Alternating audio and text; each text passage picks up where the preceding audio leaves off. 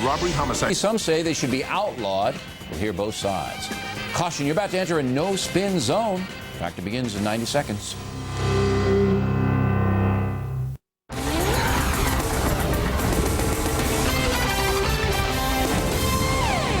Talking terror out west, I'm David Folk Thomas. President Bush in Flagstaff, Arizona today for a campaign rally. He says we're fighting a resourceful group of people in the war on terror, one that does not value life like Americans do.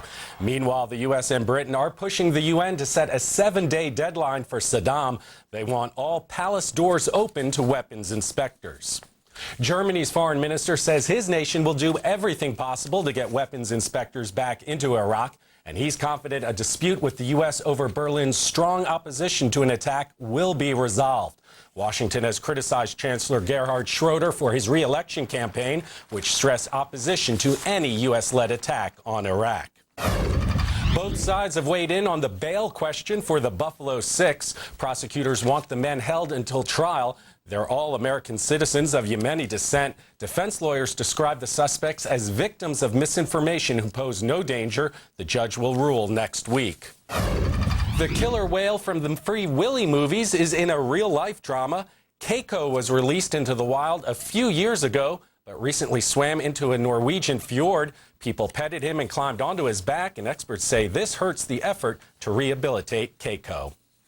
I'll have another update for you in about 30 minutes. Keep it right here on Fox.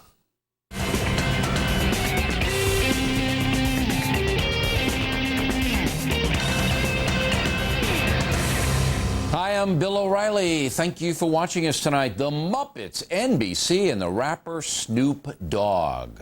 Those are the subject of the Talking Points memo. When the Wall Street Journal reported that Calvin Broadus, a.k.a. Snoop Doggy Dogg, a.k.a. Snoop Dogg, had signed up to appear on a Very Merry Muppet Christmas special, I was stunned. Having just come off the ludicrous Pepsi story, it's like deja vu all over again. The movie, which is set to air on NBC, has a scene where Snoopy is bantering with Kermit the Frog in rap lingo, which the president of the Muppet Company, Charles Rivkin, says rolls off Kermit's tongue very naturally. How cute. Can we presume that Kermit will call Miss Piggy a hoe? Or will the frog urge the kids to cook Coke proper? Rivkin, who is now hiding under his desk in Los Angeles, says Snoopy is, quote, a pop culture icon, and his appearance in the Christmas movie will, quote, help make the Muppets hip again. Well, Talking Points certainly hope so, because what are the Muppets if not packing heat or blowing smoke? Maybe they can deck the halls with boughs of hemp.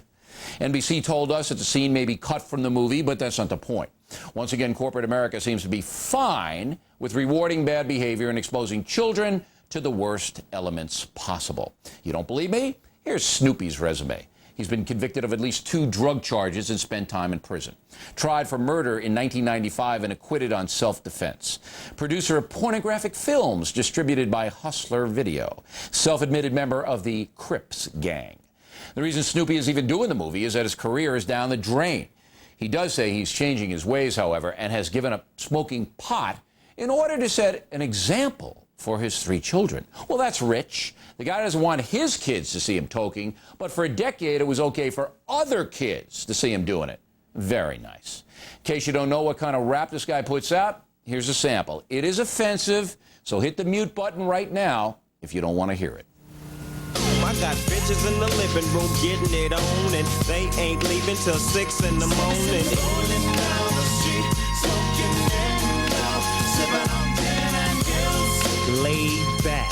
With my mind on my money and my money on my mind. Rolling down the street, smoking and out, sipping on gin and juice. Laid back. With my mind on my money and my money on my mind. That's great, huh? So once again, we have big companies serving up the likes of Snoop Doggy Dogg to little kids. I'm sure the true spirit of Christmas will be served by having Kermit trade street phrases with this clown. How adorable. And when your 5-year-old wants to know more about the man named Snoopy, what a pleasure it will be for you to fill in his past history. The coursing of America is at its zenith right now. Late today, word out of Hollywood was that Snoopy will indeed wind up on the cutting room floor. I smashed them on the Radio Factor. All of a sudden, he's gone. But remember, They shot the scene before the ludicrous explosion and before they knew the anger that millions of Americans are harboring for this kind of situation. Snoopy and the Muppets may never air, but they damn well wanted it to. And that's a memo. Now for the top story tonight. Another point of view on this, joining from Syracuse, New York, Professor Robert Thompson, the director of the Center for Study of Popular Television. What say you, Professor? Well, you know, last time we talked, it was about that Sesame Street South Africa character, and now this. Someday I want to sit down and talk to you about something other than Muppets. That having been said, you know, Christmas specials, you think of Nat King Cole and Perry Como and Andy Williams. This is not exactly the kind of guest you expect for a Christmas special. But, you know, we may have seen this coming. The Muppets have always been kind of a marketing tool that attempts to appeal both to little kids but also to their older siblings and their parents. I think back to the Muppet Show, which was playing when I was in college, which was watched by a lot of college wise guys. They did a special on ABC in the mid-'70s called The Muppet Show, Sex and Violence, and they did the first year of Saturday Night Live as well with Muppets in a garbage heap, and then of course Miss Piggy and Kermit, that interspecies romance, which was filled with all kinds of double entendre. I think what the Muppets are trying to do is to remain somehow on this cutting edge of a hip adult audience, and while Elvis may have been hip for Ed Sullivan, now Snoop Dogg is considered hip for the Muppet audience. Well, I think a drastic miscalculation, because this guy's career is on the skids. His last album, released in 2000, was a bomb, and now they are basically saying to children, because you know a Muppet Christmas special is going to attract little children. Sure. And when they see a weird-looking character like this, they're going to want to know about him because his name is Snoop. And you're basically introducing this guy and all his dreadful product to 5-year-olds. And I just think that's reprehensible. And I don't care if the Muppets want to stay on the cutting edge. There are other ways to do it. Well, and here's the problem. I think that their strategy was wrong. It was inevitable that Kermit was going to rap sooner or later. Yeah, but you can do that without. There are a million rappers that aren't at this guy's level. This guy is a true criminal. He doesn't just play a criminal. He is a criminal.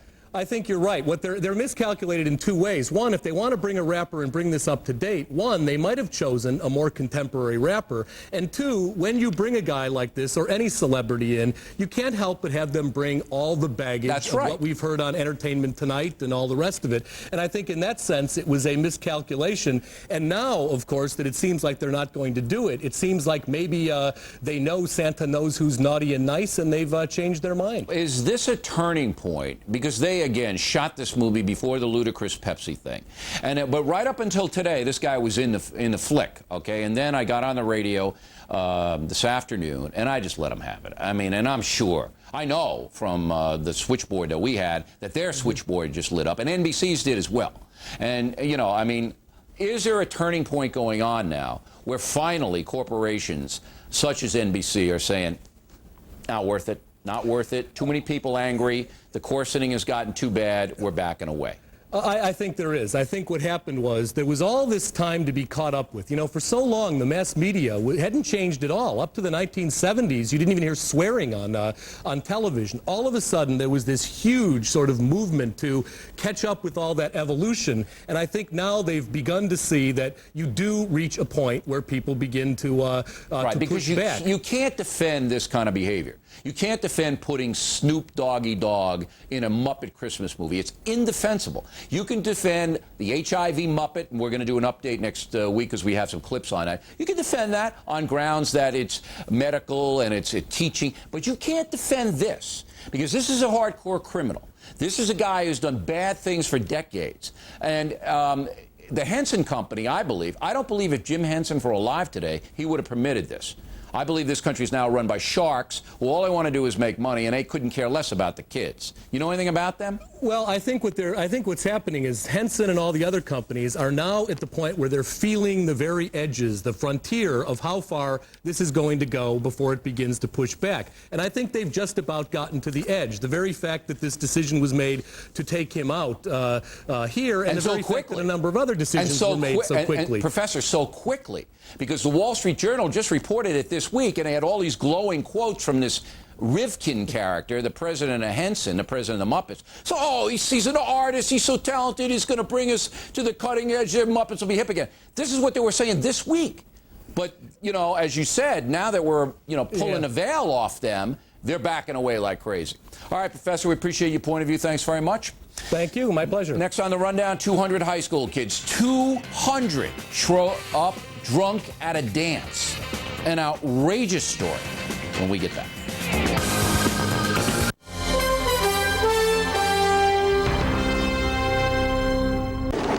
Got a hot tip from my broker today. Yeah, what is it? Tacoma Con. I got that same tip from my broker yesterday. I got that same hot tip from my broker last week. Me too. Me too. Me too. Me too. There's never been a better time for Charles Schwab. At Schwab, we don't give hot stock tips. Our expert advice is based on research grounded in facts, not hype, and is always designed for individual investors. To learn more, call 1-800-4SCHWAB.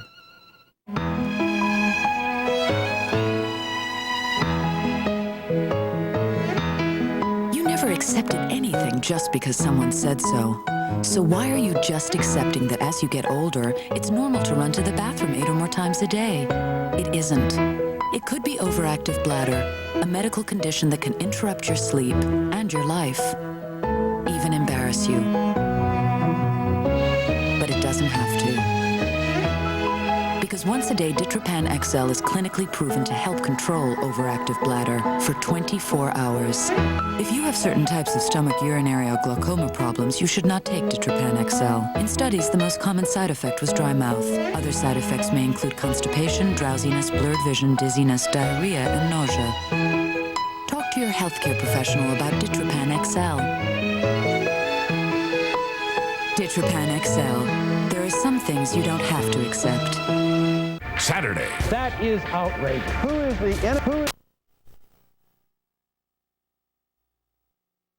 On Weekend Live with Tony Snow.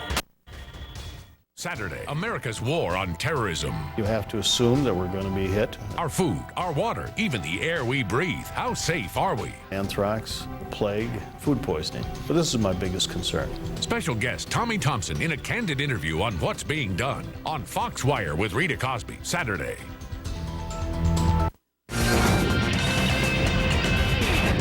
Impact segment tonight in the affluent suburb of Scarsdale, New York, north of New York City. 200 students showed up drunk to a dance last Friday night. 28 of the students have been suspended. 5 were treated at a hospital, and school officials are running for cover. Factor call Superintendent Michael McGill. He's hiding. So are all the guidance counselors and all the teachers. What the heck is going on? Joining us now from Stamford, Connecticut, is Jeff Spiegel, a senior at Scarsdale High, who decided to stay home from that dance when he heard how rowdy it was going to get. So this was a preconceived binge drinking deal, Jeff? Basically, I mean, I think what happened was a lot of people heard it was going to be a really big drinking night. A lot of the seniors were talking about it. And I think the problem was that a lot of the underclassmen found out about it and really wanted to get in on the fun, obviously bad fun, and a lot of them decided to show up at the dance having drunk a lot of alcohol. All right, was there a central place where the booze was being distributed? I wouldn't say so. There were a lot of pre-parties going on in various parts of Scarsdale, and a lot of people were sneaking alcohol into the dance, obviously unbeknownst to the teachers and the administration who were doing their best to stop it, but it's hard to stop that kind of thing. All right, now, the behavior got very rowdy. Police had to come. Tremendous embarrassment to this high school, which has a fairly good academic reputation. Yeah. What drove this? Do you have any idea? I'm sorry? What drove it? Why would this happen at a school like that? I would say that, I mean, maybe Scarsdale's a great high school, maybe it's an affluent community, but it's not really that different from other communities. The truth is that kids want to have fun, and the seniors were probably talking a little bit too much about the drinking that went on last year and the drinking that would go on this year. And so a lot of people, the younger kids, really believed that they had to get drunk to have a good time. And when you have a situation like that with inexperienced drinkers, you have the tragedy that happened at Scarsdale. All right, but you got a problem at Scarsdale High with 200 kids showing up drunk to a homecoming dance. I mean, that's out of the kids who just want to have fun. That's into, there's a serious problem. And it is reflected by the fact that not one teacher, guidance counselor, or administrator would address this problem in public. They ran. That tells me there's something very, very wrong at your school. Do you agree with that? I don't think I'd say so. I mean, like I said, it's a lot like other high schools. Things got really out of hand that night. I think people were just way too excited about the homecoming dance, and everybody bought into the hype too much. I think the administration's handling it pretty well. I'm not sure why they're not talking to the media. That's obviously not something I can answer. Well, that's right. I mean, they look like cowards, and they look like they don't have control of the situation. Right. Now, with 28 people suspended and 5 in the hospital, Right. What's the word on the street in the high school this week? Are people ashamed?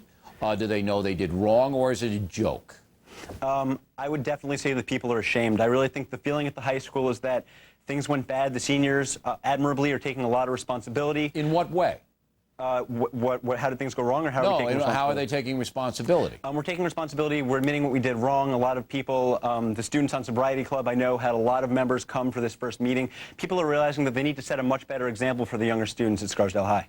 All right. Now, you sound almost like this is a recorded announcement, Jeff. I know you're on a debating team and everything, but I want you to, tell me, come on, why didn't you go to this party? What was the real reason? I didn't go. I mean, I really think, the teachers are there. It's a night that you ought to be sober at the school. The school's doing something for you with homecoming dance, and I didn't go. I'm also in a program at the school that pledges not to come to any school activities under the influence of drugs or alcohol. Oh, that's interesting. Yes. So what program is that? There's an alternative school at Scarsdale High. It's a small group, about 80 kids out of the 1,200 at the high school. And we have a lot of separate rules. We have our own disciplinary committees, and one of the things we do is we pledge not to come drunk, stoned, or anything to any school activities. Now, why did you join that? I joined for a couple of reasons. I like the smaller classes. I like the idea of community that we have. I think there's a very strong community at the A School at Scarsdale. And it had nothing to do with the drug or alcohol consumption? Joining it? I don't think so. I mean, I really feel that within the A School, people take a lot of responsibility for their actions, maybe more so than they do in the high school. All right, but you yourself made a decision to stay away from the drugs and alcohol. I'm still not figuring out why you did that. Well, I did it because I made a promise to the A School. I feel a responsibility to my school. And I think after tonight, a lot of the teachers have been talking to us. Okay, but why did you decide to make that promise to the school? I mean, you had an option. You could have gone to the regular classes and did the things that these, 20% of the school turning up drunk. I mean, yeah. I'm sorry. But yeah, you didn't. You decided you didn't want to do that. Right. Is there a reason? The reason for me, part of it is because I'm in this program. Part of it is I feel a really strong responsibility to my teachers and the administration. I really think that coming to a dance drunk when they plan it out for people so that they can have a sober night with their friends is a really bad idea and puts the teachers in a really awkward position. How about your parents' religion? Did that have anything to do with your not drinking or toking? I'm not particularly religious. My parents have always played a very strong role in being against drinking, telling me what I shouldn't be doing, and I think that was a large part of it. All right, Jeff, we appreciate your candor. You got more guts than the principal, the guidance counselors, and the teachers do. Thank you very much. Thank you, Mr. O'Reilly. Directly ahead, another outrage. A book about molesting little children is being sold on Amazon.com. Could be criminal. Details in a moment.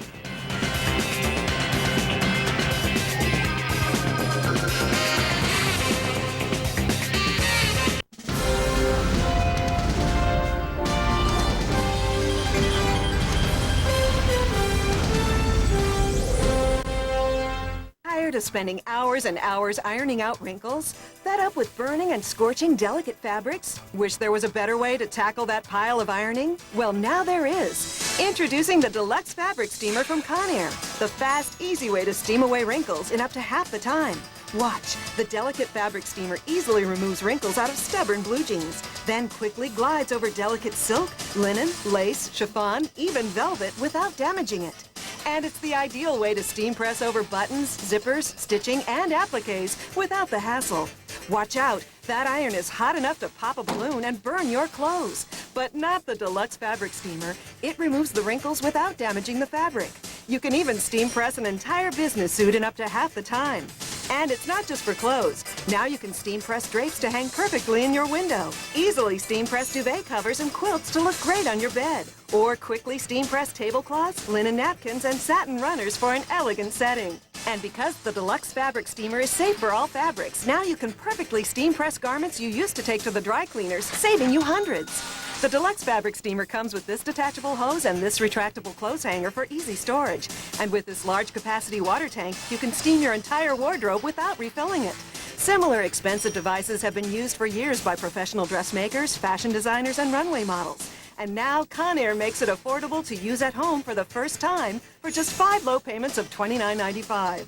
As a bonus, we'll include this extension wand to steam press hard-to-reach curtains, valances, and wall hangings. Yours free. Call right now and we'll drop a payment. You get it all, plus a money-back guarantee for not 5, but just 4 low payments of $29.95. Order now.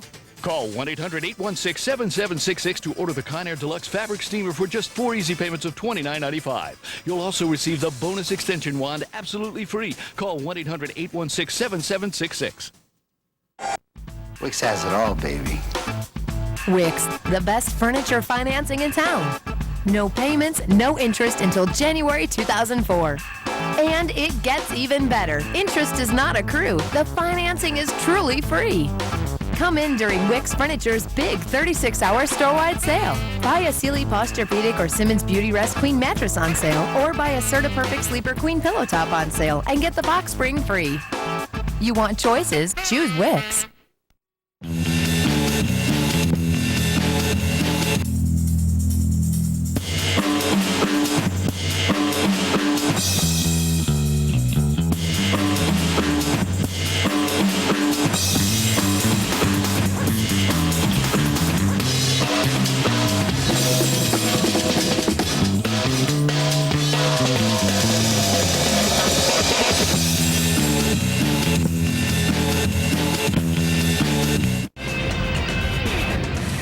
The Unresolved Problem segment tonight, Freedom of Speech versus Criminal Action, a book called Understanding Loved Boys and Boy Lovers, being sold by Amazon.com. The book says that men who sexually pursue young boys are not bad people, but, quote, loving human beings. Amazon officials would not appear on the factor, but have issued a statement saying Amazon believes it is censorship to make a book unavailable to our customers because we believe its message to be repugnant. Joining us now from San Diego is Richard Ackerman, litigation counsel for the United States Justice Foundation, a conservative group that may soon sue Amazon.com. Counsel, you have not read the book, you told me, correct? No, I've not, but I did go to the website of the publisher and did follow up on its links to see what type of information and what the discussion forums were about, and that was more than enough for me, thanks. And what did you find out? Well, one of the first things that I found in the publisher's chat room was images of little boys, and one of the, you'll have to excuse me for a minute, one of the comments was, want and there was a picture of a 5- or 6-year-old boy sitting right there, and then I found another picture of a little child laying on top of an older man. All right, so it was pretty gross and explicit stuff. And it didn't take me but 3 or 4 clicks from Amazon.com to get there. Okay, now, Amazon.com clicks onto their website. Is that what you're saying? If you go to access Amazon, you can click onto this vile website? Yeah, they provide you with the information to get to the site. They've got links for Mr. Rigo about him. They've got links. It gets you to where you need to be if you're in that sick world. All right. Now, this is criminal behavior. I believe that the authorities of Washington State, where Amazon is based, should be alerted. Have you alerted them? We will be. We're hoping that what Amazon.com will do is just simply stop this insanity and say we're not going to be a portal to this type of evil. Yeah, and I know, apparently I would attack it another way. You see, they're saying it's a censorship issue, that we don't censor our stuff, we don't condone it. We know Amazon doesn't condone it, although they should be here right now. I mean, the decision not to appear in this kind of a situation is disastrous for Amazon.com. But this is a criminal. This is a criminal situation because basically what you're doing here is you're making child pornography or the encouragement of child rape available. And you can make a case for conspiracy, I believe, a very strong legal case here. And I would like to know if your group is going to pursue that avenue. And you say you're going to sue them. On what grounds would you sue Amazon? Sure. In California, our Unfair Business Practices Act allows liability where the act itself is simply unethical. And I don't think that there's any doubt in anybody's mind that providing access to pedophiles is, in fact, an unethical act. This is idiot-resistant. This is simple. All right, all right. So you're going to sue them and hope to get a judgment against Amazon for money, damages, or just to get it off their website? all I want from them is to remove it from their inventory. And if I've got to get a judge to simply ask them to remove this from their inventory, they have a choice to put it in their inventory, and they can, I suppose, have to be forced to take it out of their inventory and to remove those email links. I agree with you on removing the email links. Now, we called Borders and said, hey, you carrying this book? They say, no, they don't carry it. It's not in stock. But if some pervert comes in and wants to order it, they'll order it for them.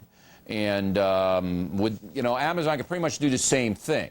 They don't have to have it displayed if somebody calls them up or emails them, and then they could get it from the publisher. Would you be okay with that? Actually, that's not entirely correct, because when I went to the website 2 days ago, it said that they had 4 of them left in stock and that there were more on the way. And then when I went to the website... No, this is Borders, I'm saying, doesn't have them. Borders won't have them. Borders.com and Amazon work together. They have a strategic alliance with each other. Okay, so that but Borders doesn't have them in their stores. They won't put them in their stores. No, that's correct. Yeah, that's what I want. Correct. It's not a website deal. But the question is, would you be all right if somebody walked in and wanted to order it? No, I don't think that the First Amendment even protects that in my personal opinion. Then you opinion. got to go the criminal route, Counselor. You got to go the criminal route. Your organization has to call up the district attorney of King County in Washington and say, hey, it's against the law. Because otherwise, if you think that it doesn't rise up to you, nobody can have it, then it becomes a criminal thing. All right, Counselor, let us know what happens, okay?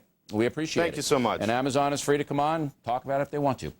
Plenty more ahead as the Factor moves along this evening. SUVs. Some Americans want them off the roads.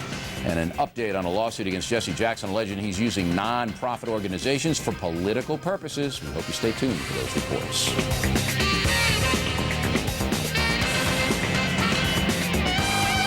0 to 60 in 5.9 seconds. And it corners with almost no body roll. Does it handle as good as it looks? Come on, what's it like to drive one of those? You tell me. The completely redesigned BMW 7 Series. If you don't have a friend who has one, you'll have to visit an authorized BMW center for a test drive.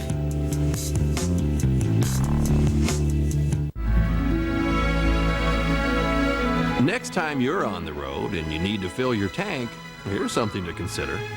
New Shell gasoline is specially formulated to help prevent deposit buildup in your engine, which helps keep it clean. And a clean engine performs better, which is why when they're looking for more from their gasoline, so many drivers choose Shell.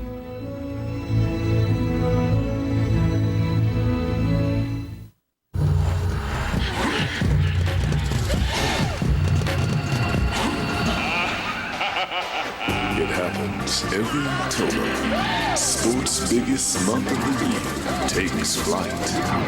Fortunes are turning. Momentum is shifting. October's magical matchups, only on Fox.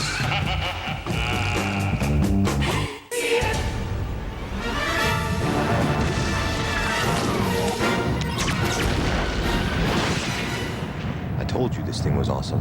The 60-inch plasma HD TV, 4 inches deep, from Zenith. A report in the Journal of the American Medical Association recognizes the link between vitamins and the reduced risk of chronic diseases and recommends all adults take 1 multivitamin daily. So take Centrum today. Always complete from A to Zinc.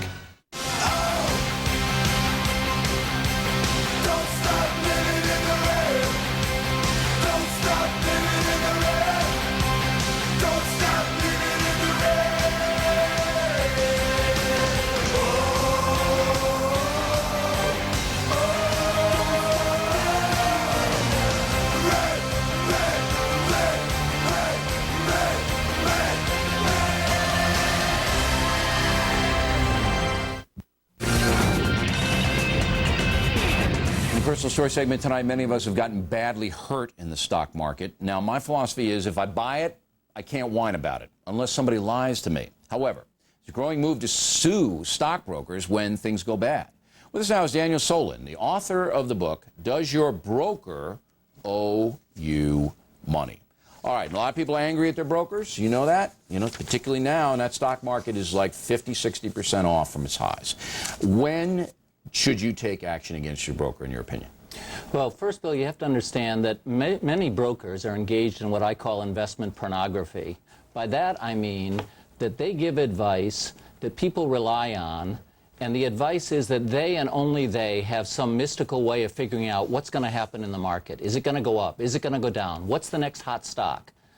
Having read 40 books and 200 articles, it turns out that there is no basis whatsoever for what brokers do, what most brokers do But everybody every day. knows that. If the broker knew, the broker wouldn't be working because the broker would be rich. All right, everybody with an IQ over 50 knows the broker doesn't know and is just recommending certain stocks and hope that you buy them and they'll get a commission. Well, millions of Americans don't know that. They believe that I don't brokers... feel sorry for them, do you? Well, I don't feel sorry for the ones who take personal responsibility. If they're self-directing their trades, they're trading online, they're doing day trading, then I have no sympathy for them. But if you have an account with Merrill Lynch or any of these others, and the broker calls up and says, geez, you know, the company has 4 stars on this and it's looking pretty good, you think that's irresponsible if the stock goes south? I think it's totally irresponsible because people rely on those brokers. They think that they have expertise. It turns out that nobody can predict what's going to happen in the stock So the market. broker shouldn't tout any stocks then? What the broker should be doing is the broker should be saying to each of his investors or her investors,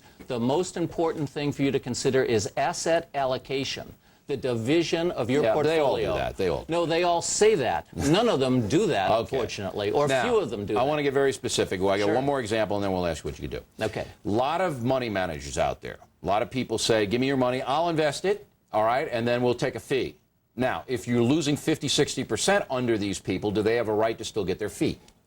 Well, they have a right to get their fee, but it seems to me that if you're in one of these actively managed mutual funds, you should know, and this is a very little-known factoid, it is mathematically impossible for you to beat the index over a 10, 15, or 20-year period. You should know that you'd be much better off in a low-cost, broad-based index fund.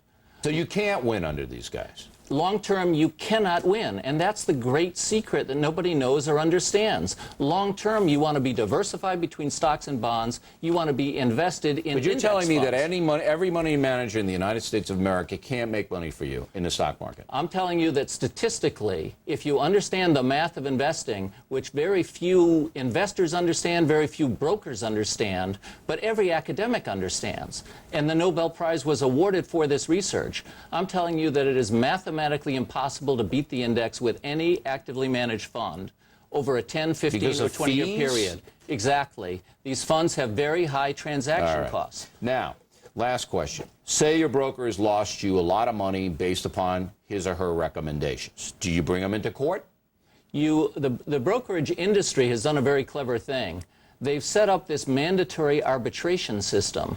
This system requires all investors to have their disputes arbitrated before 2 securities-dominated organizations, the National Association of Securities So Dealers. it's rigged?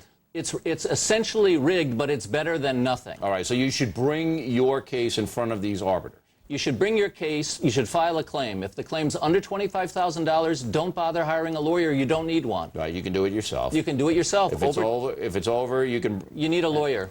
You need a lawyer, You need but your hearing is going to be 10 years from now too, because so many people are doing this. No, actually, it turns out that it's much more efficient than court proceedings in terms of speed. What are the 9 odds to of 15 you months. winning or recovering some money from a big firm? A study by the GAO of 10,000 awards indicated that you have a 60% chance of recovering 60% of what you claim. It Wow. should be better. It should be better, but it's the best we have. All right, Mr. Solon. Thanks for the information. We appreciate it. We're not encouraging anybody to do anything. We just want you to know what your options are. Appreciate it. Thank you. Next up, the most controversial story of the evening. Should the government put restrictions on SUVs? Both sides, as the factor continues.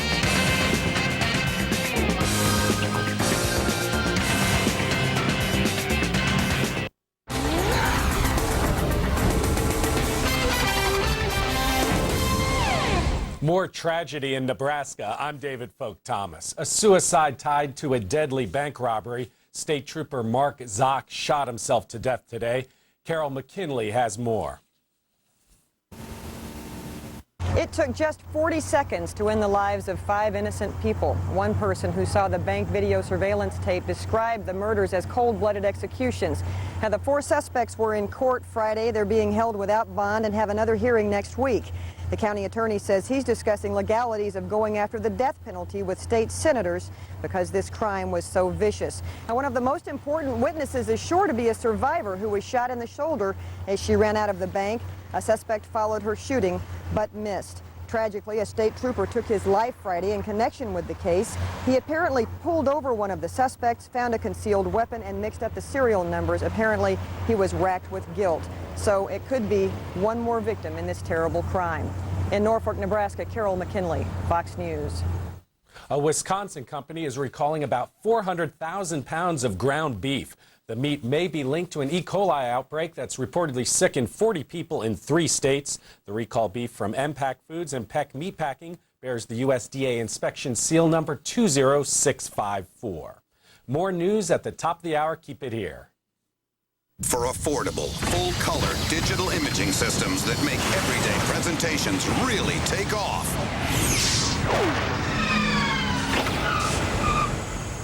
Think inside the box. Think Savin. Now, the same Caltrate that helps fight bone loss may help your colon too.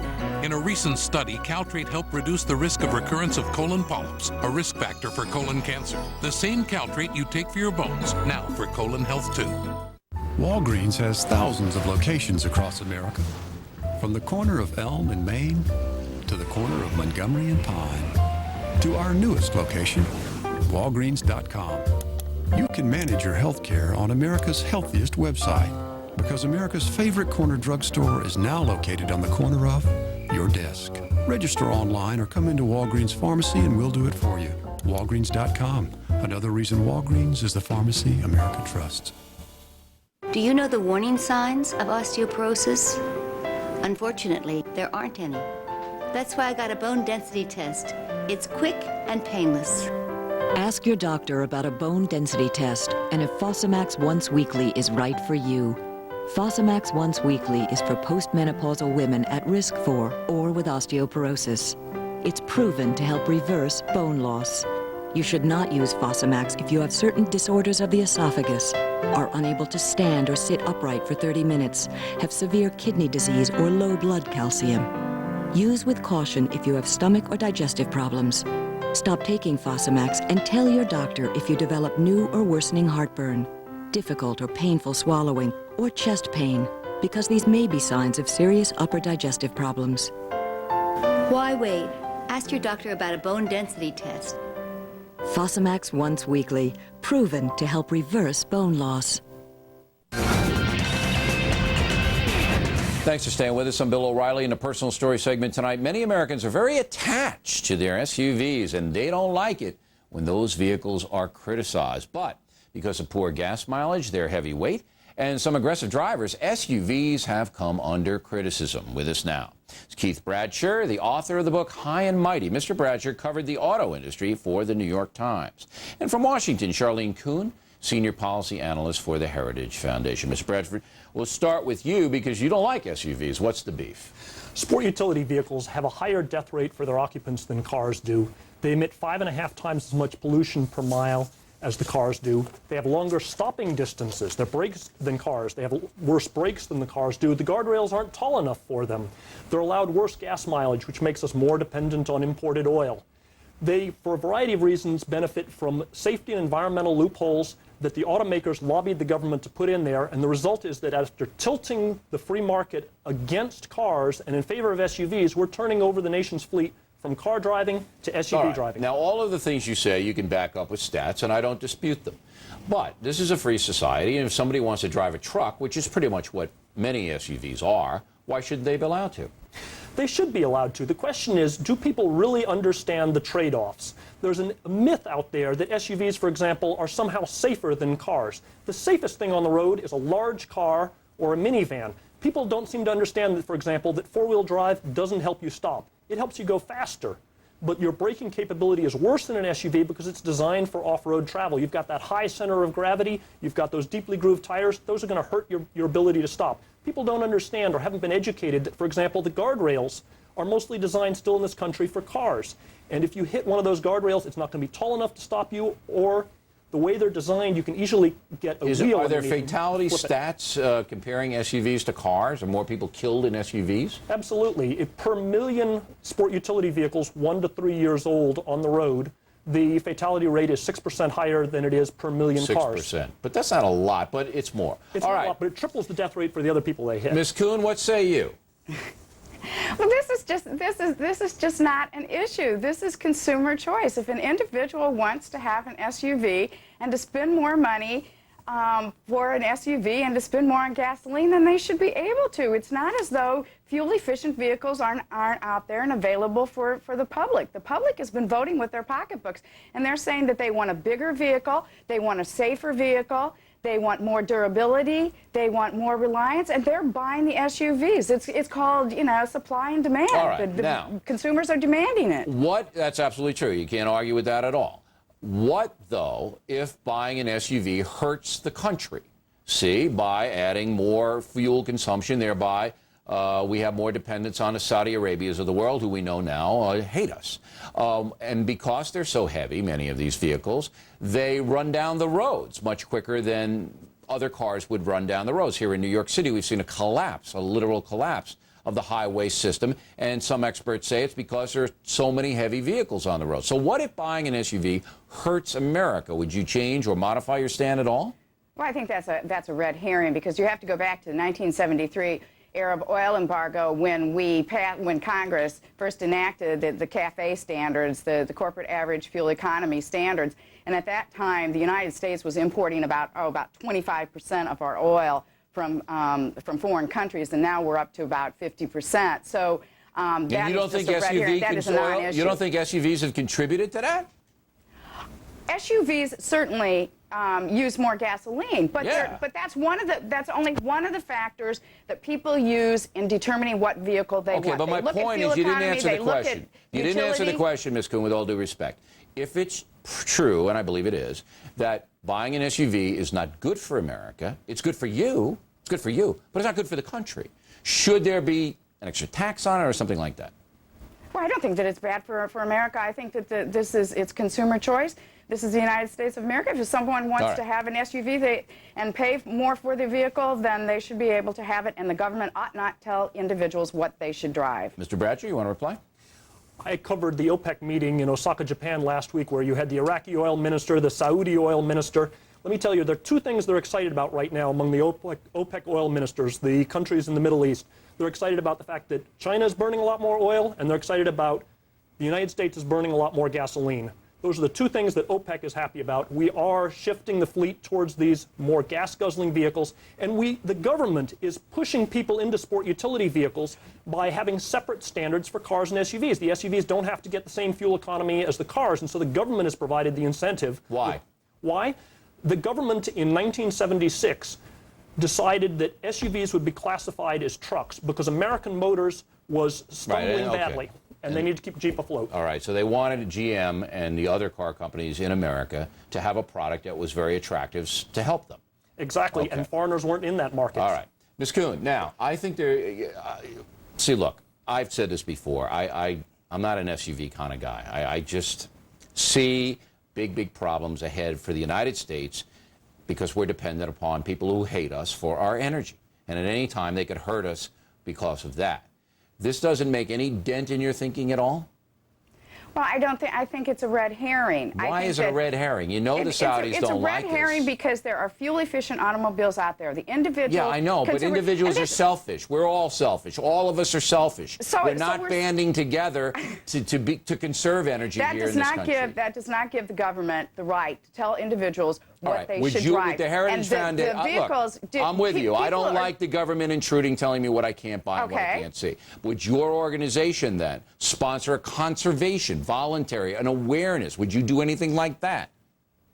Well, the issue isn't just oil. You have to look at the many factors. It's mostly oil. No, one of the primary reasons that individuals choose SUVs is because they are bigger and they are safer vehicles. But Mr. Batcher's statistics say they aren't safer. They are not. That's not true, and I believe his stats. They are safer than that. A large SUV is the safest vehicle on the road. All right, Mr. Bratcher, I'm going to give you the last word. Outside of, you know, a tank. Yeah, okay. I'm going to give you the last word. That's not true. The death rate per million full-sized SUVs, the big ones, Suburbans, Expeditions, is 10% higher than the death rate for occupants of full-sized cars and minivans. All right. We're going to let the audience decide. As always, very emotional. Then don't write to me, ladies and gentlemen. I mean, Ms. Kuhn in Washington, Mr. Bratcher in New York. Thanks very much, Fair. Thank you. In a moment, an update on a lawsuit filed against Jesse Jackson, our buddy.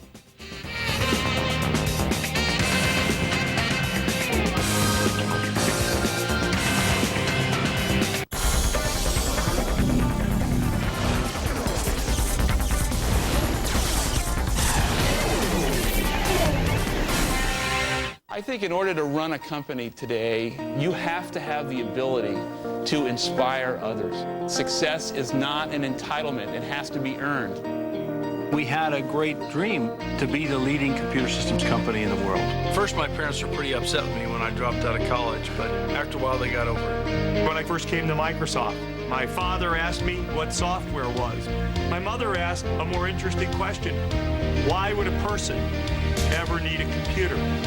I am still as inspired today as I was when I first joined the company. A leader today needs to have a distinct view of where the business is heading, as well as a tremendous passion for getting there. But it takes courage, it takes an entrepreneurial spirit, it takes vision. As I look 5, 10, 15 years into the future, we're just scratching the surface of what's really possible. Dell, Starbucks, Microsoft, listed on NASDAQ. NASDAQ 100 companies. Now Billy Sardell from Hawaii. I'm here playing with my Hawaiian friend Nico, talking about Round Table's Maui Mama, a new island-style pizza pie loaded with tender ham, crisp bacon, and juicy pineapple, topped with strips of golden crust. Man, Nico, I'm getting hungry. What do you say you dig me out and I dive into that tasty-looking pie with you? Nico? Little help here. Say aloha to the incredible new Maui Mama pizza pie, only at Round Table. Ah, come on! At Shell, we have 3 grades of gasoline. First, there's clean. Then there's clean. And finally, there's clean. Shell gasoline helps keep your engine clean, so it can perform better. Funny how one thing always seems to lead to another.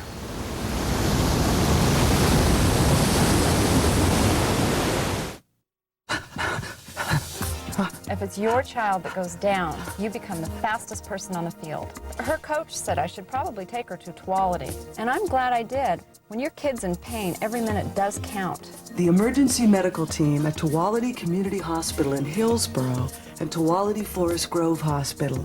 Highly skilled with the experience necessary to respond quickly when time is of the essence. Tuality Healthcare, the care you need when you need it. Oregon's economy is struggling. Ted Kulongowski's plan? Raise taxes. Taxing Ted supports a $559 million increase in income taxes to fund runaway government spending. He's proposed doubling vehicle registration fees, and he favors imposing new taxes on Oregon families. Kulongowski's plan means more Oregonians looking for work. He wants to be our governor. Oregon's economy can't afford more tax and spend politics. Along too well either, with no that's indictments true. there, and those guys have been down there running up big tabs now for about 8 months. But look, I'll tell you, the evidence we gave him was pretty simple. Yeah, it is. And anybody who had taken a look at it would have said at the time, yes, he violated the law. These were not gray areas; they were clear. Mr. Keene, spell out the evidence for us, okay? Well, Jesse Jackson, during the presidential campaign, campaigned all across the country for the Gore-Lieberman ticket. The Democratic Party transferred money into a state campaign fund, which he then transferred into a federal PAC and used to pay his expenses.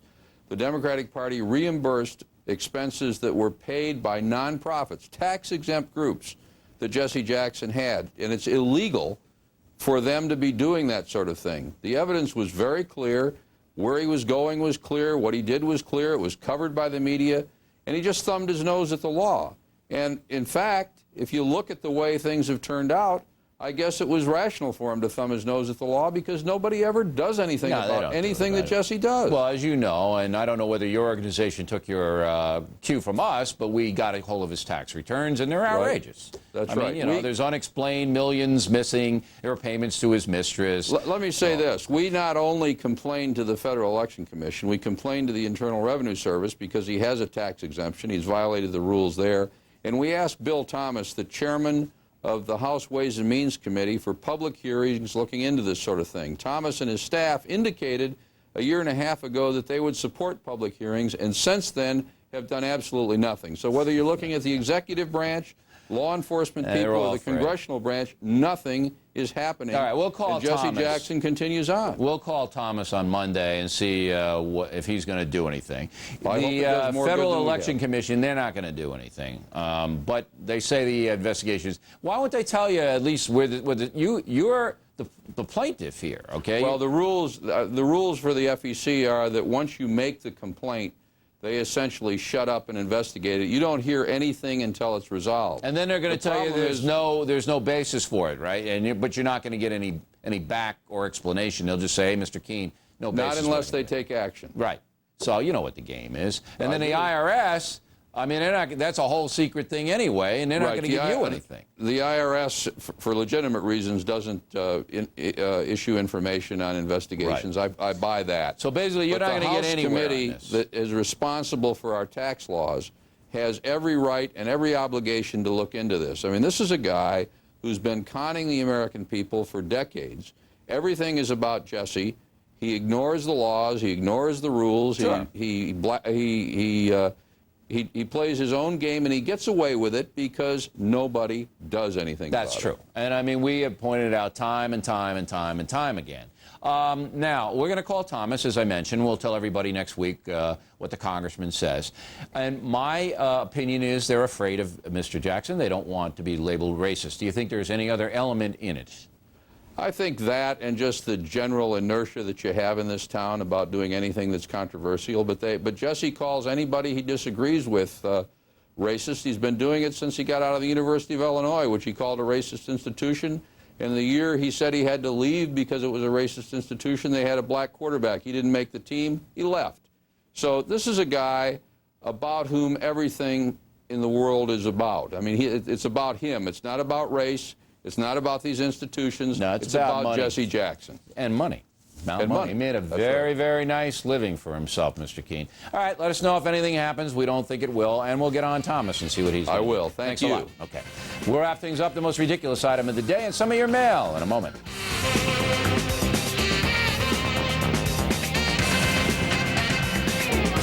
I was really hurting, so I took control fast with Advil Liquid Gels. Tylenol's no match on tough pain. Advil Liquid Gels are faster and stronger. You have the strength to get rid of pain faster. Take control. Take Advil. Come on, boy. Let's make this quick. It's gotta be the dog chow. Dog Chow Nutrition helps promote strong bones and muscles so he can keep on amazing you year after year. Purina Dog Chow brand. I'd like someone to explain why carrying a 5-pound baby means I'm now 30 pounds heavier. Putting on socks has become an aerobic activity for me.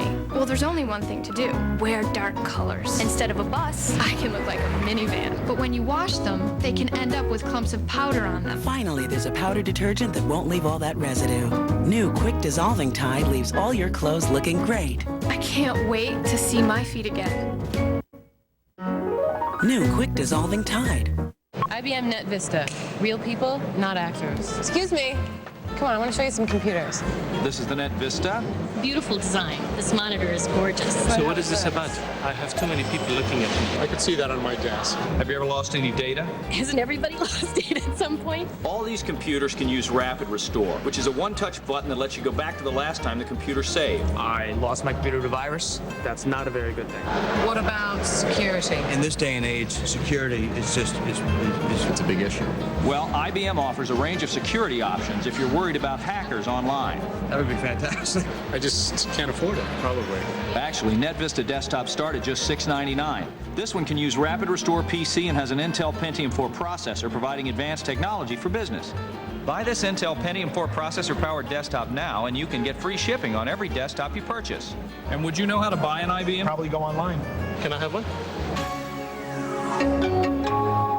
Saturday, when we strike Iraq, is it your time to hit the markets? We plan an attack on bulls and bears. Plus, will you panic or profit? It's no sweat to beat the heat on the street. Cavuto on Business tells you how. And the trick to big returns? Buy when the market hits the magic number. What is it? Forbes on Fox tells you. Then you better move before they do. The stock's poised to take off and head up. Cashin' In has the names. Stay with the business team you can trust on the network America Trusts.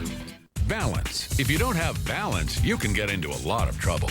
At Fox & Friends, we believe that you deserve news fair and balanced every day of the week. That's why we bring you a brighter side of news that will wake you up faster than a cup of joe.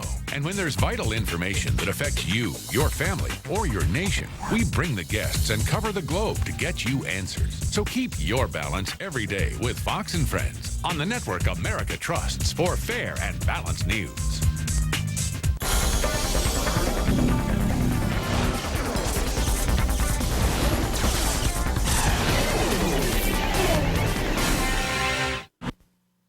Time now for the most ridiculous item of the day. There's a little civil war brewing in Hollywood over the potential war in Iraq. Word is that Steven Spielberg and Tom Cruise are supporting President Bush, while Barbara Streisand, Susan Sarandon, and Jane Fonda, what a surprise, are against any military action. We believe the debate should be held right here on The Factor, where civility reigns and touchy-feely Hollywood sensibilities hold great appeal for us. And if you believe that, could be ridiculous. Finally tonight, the Mail, lock and load about the probable indictment of Martha Stewart on insider trading charges. Mark Strange, Markham, Illinois. Mr. O'Reilly, this continual bashing that you do to Martha Stewart does not become you. My advice is get over it. And my advice to you, Mr. Strange, is get a new expression. That one is lame. Ms. Stewart is involved in an ongoing criminal investigation, and we will cover it. Greg Wood, Sausalito, California. Martha is a thief. She knowingly unloaded her stock on unsuspecting investors. Keep the pressure on Bill. Norman Berger, Menlo Park, California. Bill, the Salem witch trials had nothing on you. Shame, shame. Judith Kaboski, Fort Worth, Texas. I sincerely doubt that we everyday Americans would get to talk to the president of a major company about a stock situation. Stewart's argument is that it's okay for the privileged to get information, but not for the rest of us. Karen Harmon, Cleveland, Ohio. Congressman Tancredo is right and should be commended for insisting that the INS enforce the law in the case of the illegal alien honor student. If we continue to feel sorry for illegals, the problem will never go away. Mike McGarry, Aspen, Colorado. The Denver Post conducted a poll about the controversy, and the congressman won big. Yet the Post continues to attack him. Keith Applegate, Fort Scott, Kansas. Bill, Dr. Laura is wrong.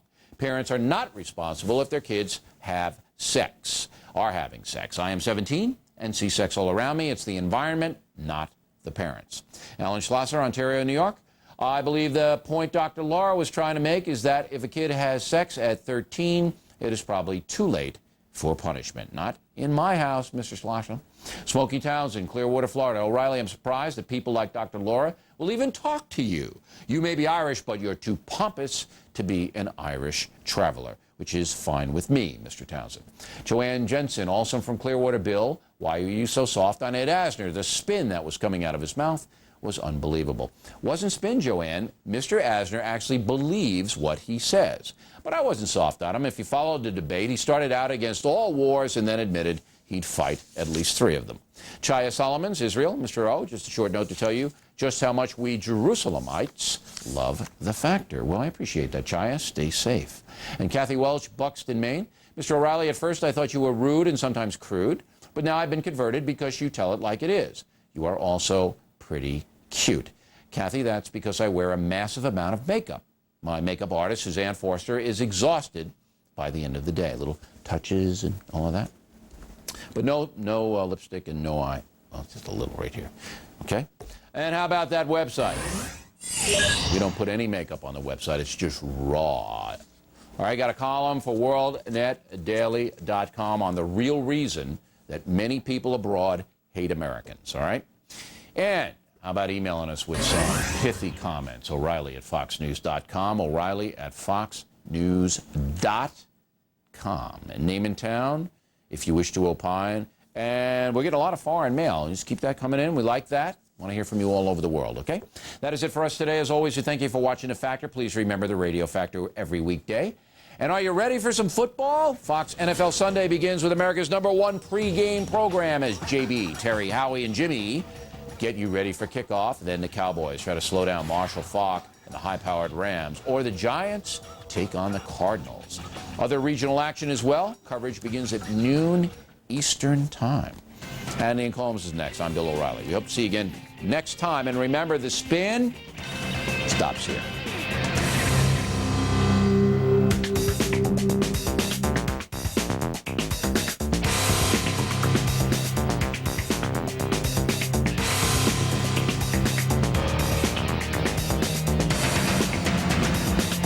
Next on Special Report, Senator Edward Kennedy says the Bush administration has not yet made the case for a preemptive strike against Iraq, but